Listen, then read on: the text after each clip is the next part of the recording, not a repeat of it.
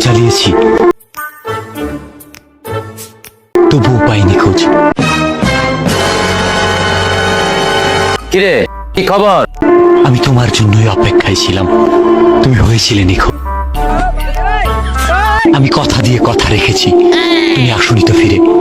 আমি ঘুরে দাঁড়ানোর গল্প লিখেছি। ধুর, তোমার কাছে থাকবো না, যেদিকে যাই সেদিকে শুধু গর্জন। চলে যাই।